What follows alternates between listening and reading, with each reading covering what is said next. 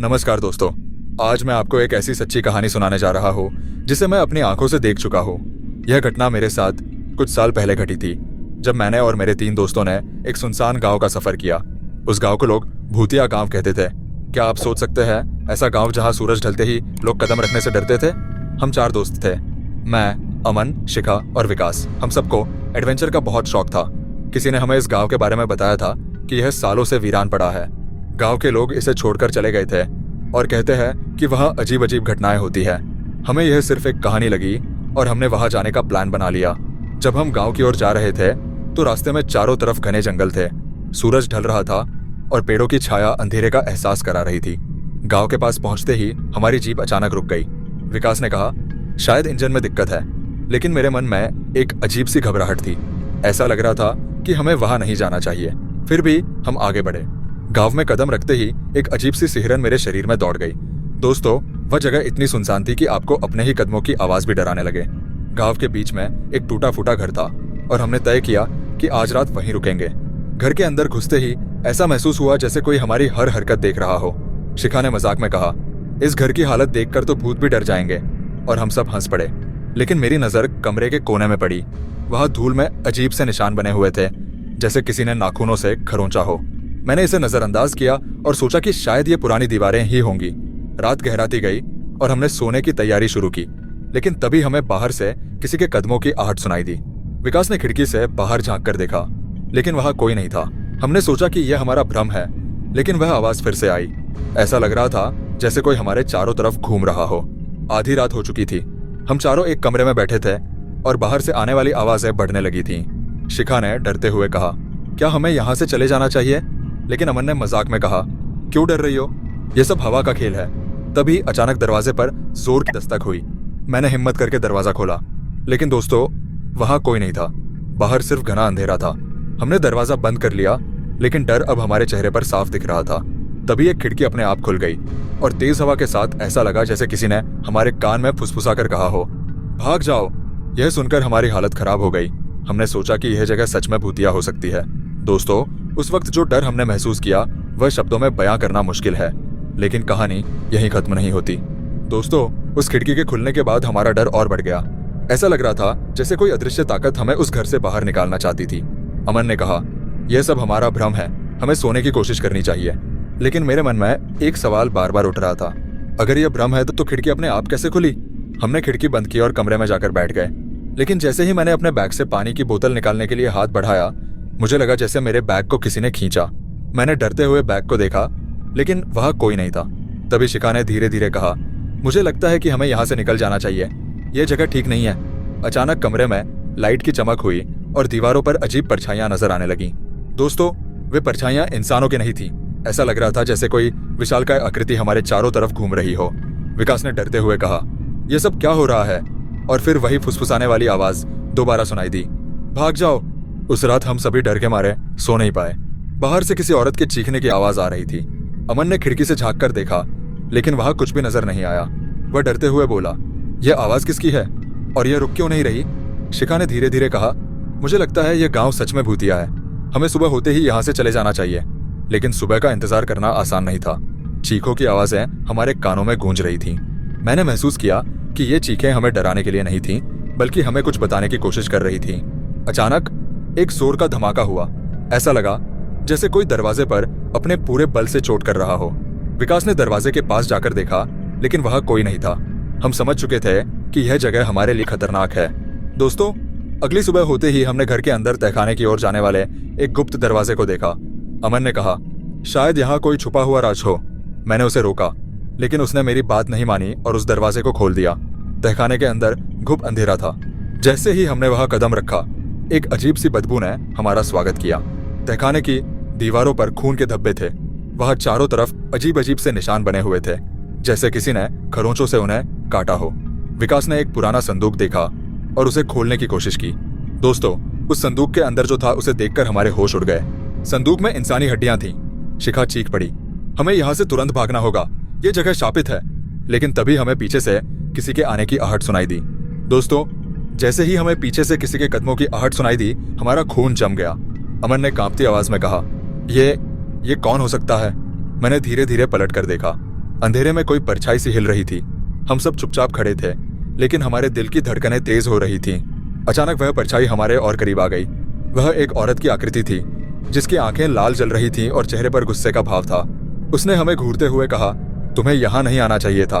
दोस्तों, उसकी आवाज इतनी ठंडी थी कि हमारी हड्डियां तक कांप उठी।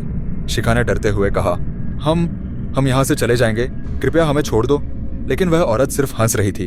उसकी हंसी गांव के उस तहखाने में गूंजने लगी। वह अचानक गायब हो गई। हमने बिना एक भी पल गनवाए तहखाने से बाहर निकलने का फैसला किया। तहखाने से बाहर निकलते समय हमने देखा कि दरवाजा अपने आप बंद हो गया है। विकास ने उसे खोलने की कोशिश की, लेकिन वह हिला भी नहीं। अब क्या करेंगे? अमन ने घबराते हुए पूछा। तभी तहखाने में अजीब सी आवाजें आने लगी। ऐसा लग रहा था जैसे बहुत सारे लोग वहां चल रहे हो। मैंने हिम्मत करके अपनी टॉर्च जलाई और दोस्तों, जो मैंने देखा वह मैं कभी नहीं भूल सकता। वहां कई आकृतियां थीं, लेकिन उनके चेहरे अधूरे थे। वे हमें घूर रही थी। शिखा ने चीखते हुए कहा, हमें यहाँ से निकालो। अमन ने पूरी ताकत से दरवाजे को धक्का दिया और वह खुल गया। हम सभी दौड़कर बाहर निकले, लेकिन बाहर आते ही हमें लगा कि कुछ तो बहुत गलत है। गांव का माहौल पूरी तरह बदल चुका था। आसमान पर काले बादल छा गए थे और चारों तरफ अजीब सी ठंडी हवा चल रही थी। हम घर से बाहर आए, लेकिन ऐसा लग रहा था जैसे गांव ने हमें घेर लिया हो। हर तरफ वही परछाइयां और अजीब सी फुसफुसाहटें थीं। तभी गांव के बीच में एक बूढ़ा आदमी दिखाई दिया। वह हमें देखकर हंसने लगा। उसने कहा, तुम लोगों ने उस तहखाने में कदम रखकर अपनी मौत को बुला लिया है। अब कोई तुम्हें नहीं बचा सकता। मैंने उससे पूछा, यह गांव ऐसा क्यों है और तहखाने में क्या राज छुपा है? वह बूढ़ा आदमी हंसते हुए बोला, यह गांव शापित है। सालों पहले यहाँ एक पंडित ने अपनी बेटी को बलि के रूप में चढ़ा दिया था। उसी दिन से इस गांव पर अभिशाप लग गया। जो भी यहाँ आता है वह कभी वापस नहीं जा पाता। दोस्तों, उसकी बात सुनकर हमारे होश उड़ गए। हमने तुरंत गांव से निकलने की कोशिश की, लेकिन हर रास्ता बंद हो चुका था। ऐसा लग रहा था जैसे कोई अदृश्य ताकत हमें उस गांव से बाहर नहीं जाने देना चाहती। दोस्तों, गांव से निकलने की हमारी हर कोशिश नाकाम हो रही थी। हर रास्ता हमें उसी जगह वापस ले आता जहां से हम चले थे। अमन ने घबराकर कहा, यह कैसा खेल है? हम हर बार घूमकर यहीं क्यों आ जाते हैं? मैंने ठंडी सांस लेते हुए कहा, यह गांव हमें यहाँ से जाने नहीं देगा। हमें कुछ और सोचना होगा। तभी शिखा ने गांव के बीचों बीच खड़े एक विशाल बरगद के पेड़ की ओर इशारा करते हुए कहा, वह पेड़ कुछ खास लगता है। शायद वहीं से इस सब की शुरुआत हुई हो। पेड़ के पास जाते ही हमें जमीन पर अजीब चिन्ह बने हुए दिखे। ऐसा लग रहा था जैसे किसी ने किसी रस्म के लिए उन चिन्हों का इस्तेमाल किया हो। जैसे ही हमने उन चिन्हों को छूने की कोशिश की, हवा और तेज हो गई। उस पेड़ के नीचे से किसी बच्चे की चीखने की आवाज सुनाई दी। शिखा डरते हुए बोली, यहाँ से वापस चलो, ये जगह बहुत खतरनाक है। लेकिन अमन ने कहा, हमें यह जानना होगा कि इस पेड़ का भूतिया गांव से क्या रिश्ता है। बरगद के पेड़ के नीचे हमें एक पुरानी किताब मिली। उस किताब पर अजीब भाषा में कुछ लिखा हुआ था। विकास ने किताब को खोलते हुए कहा, शायद इसमें इस गांव के अभिशाप का राज हो। किताब के पहले पन्ने पर एक डरावनी तस्वीर थी, एक औरत जो आग में घिरी हुई थी। उसके नीचे लिखा था, अभिशप्त आत्मा का बदला। मैंने किताब के पन्ने पलटे और उसमें एक कहानी पढ़ी। दोस्तों, उस कहानी में लिखा था कि इस गांव में एक पंडित ने अपनी बेटी को बलि चढ़ाई थी, लेकिन वह आत्मा अभी भी इस गांव में भटक रही है। उसे शांति तब तक नहीं मिलेगी जब तक कोई उसकी सच्चाई को दुनिया के सामने न लाए। अचानक हवा में वही फुसफुसाने की आवाज गूंजने लगी, तुम भी मेरी तरह मर जाओगे। शिखा डरकर पीछे हट गई और बोली, यह सब पढ़ने का कोई फायदा नहीं, हमें यहाँ से तुरंत भागना चाहिए। लेकिन दोस्तों, किताब को पढ़े बिना हम इस गांव के जाल से बाहर नहीं निकल सकते थे। किताब को पढ़ने के बाद हमने फैसला किया कि हमें उस आत्मा से सीधे बात करनी होगी।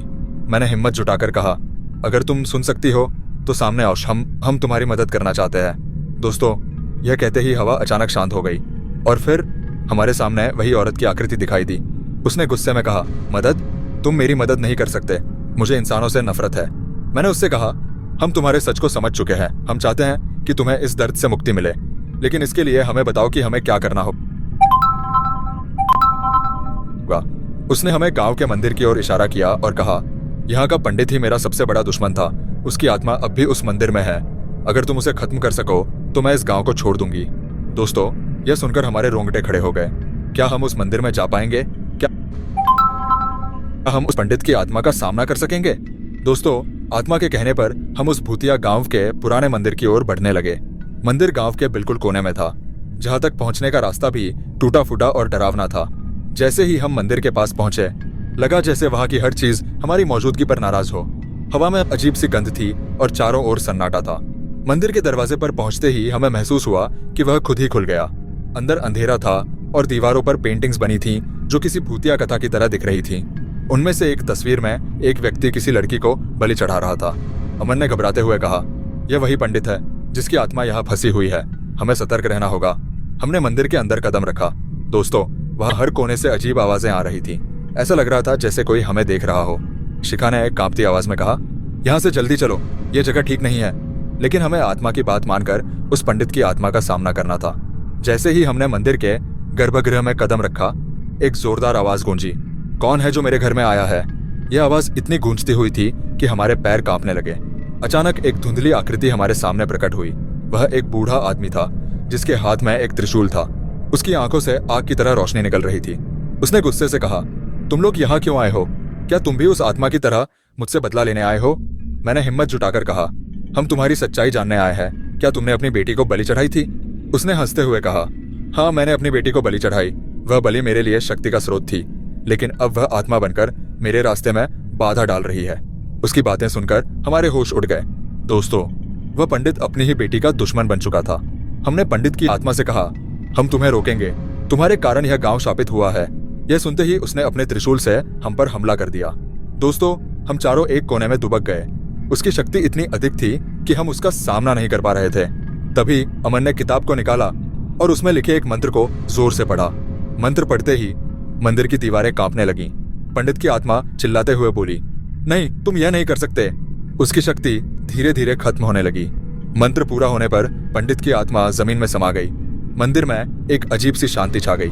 दोस्तों, यह हमारी पहली जीत थी, लेकिन हमें पता था कि यह कहानी यही खत्म नहीं हुई। दोस्तों, जैसे ही पंडित की आत्मा खत्म हुई, हम राहत की सांस लेने ही वाले थे कि अचानक मंदिर में वही औरत की आत्मा प्रकट हो गई। उसकी आंखों में गुस्सा था, लेकिन अब वह पहले से ज्यादा ताकतवर लग रही थी। उसने हमें घूरते हुए कहा, तुमने पंडित को खत्म कर दिया, लेकिन मेरी पीड़ा अब भी खत्म नहीं हुई। मुझे इंसानों पर भरोसा नहीं है। मैंने हिम्मत करते हुए कहा, हमने तुम्हारी मदद के लिए यह सब किया, अब तुम्हें इस गांव को शाप से मुक्त कर देना चाहिए। उसने गुस्से में कहा, मदद? तुम भी उसी तरह के हो जैसे वह पंडित था। उसकी आवाज इतनी तेज थी कि हमारे कान सुन्न हो गए। तभी शिखा ने आगे बढ़कर कहा, अगर तुम्हें विश्वास नहीं है तो हमें बताओ कि तुम्हें और क्या चाहिए, हम तुम्हारे लिए कुछ भी करेंगे। आत्मा थोड़ी शांत हुई और बोली, मुझे मेरे परिवार का सम्मान चाहिए। मेरी आत्मा को तभी शांति मिलेगी जब मेरे साथ हुए अन्याय को दुनिया के सामने लाया जाएगा। अगले दिन दोस्तों, हम गांव के बीचों बीच जाकर वह किताब और मंदिर की कहानियों को लोगों को सुनाने लगे। गांव के बुजुर्ग और युवा सब हमारी बातें सुनकर दंग रह गए। उन्होंने पहली बार महसूस किया कि उनका गांव क्यों शापित था। सभी ने मिलकर उस आत्मा के लिए एक स्मारक बनवाने का फैसला किया। उस शाम जब स्मारक बनकर तैयार हुआ तो हमने देखा कि आत्मा उस बरगद के पेड़ के पास खड़ी थी। उसने हमें धन्यवाद देते हुए कहा, तुमने जो किया वह आसान नहीं था, अब मैं मुक्त हो सकती हूँ। उसकी आकृति धीरे धीरे धुंधली होने लगी और आखिरकार वह गायब हो गई। उसके जाते ही गांव की हवा बदल गई। जहाँ पहले डर और सन्नाटा था, अब सुकून और रोशनी महसूस हो रही थी। लोगों ने हमें धन्यवाद दिया और कहा कि अब यह गांव पहले की तरह खुशहाल हो जाएगा। तो दोस्तों, यह थी उस भूतिया गांव की कहानी। यह सिर्फ एक कहानी नहीं, बल्कि यह सबक है कि किसी के साथ हुआ अन्याय कभी न कभी अपनी सच्चाई लेकर सामने आता है। उस दिन हमें भी यह समझ में आया कि भूत प्रेत सिर्फ डराने के लिए नहीं होते, उनकी कहानियों के पीछे भी एक दर्द छुपा होता है। अगर आपको यह कहानी पसंद आई हो तो अपने दोस्तों के साथ शेयर करें। और हाँ, अगली बार एक और दिलचस्प कहानी लेकर जरूर आऊंगा। तब तक के लिए अलविदा।